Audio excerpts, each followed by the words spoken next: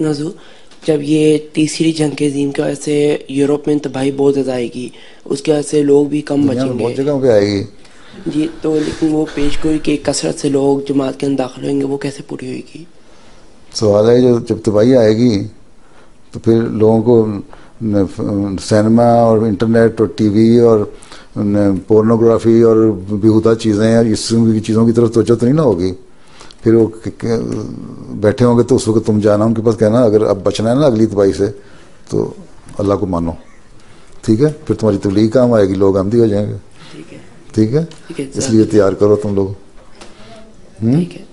ابھی سے لوگوں کو بتاتے رہو تباہی آنی ہے, تم لوگوں نے احمدی ہونا ہے, اس لیے بجائے کہ مرنے کے بعد احمدی ہو پہلے ہی ہو جاؤ. اور یہ ساتھ تم لوگوں کے لیے بھی سبق ہے, احمدیوں کے لیے بھی,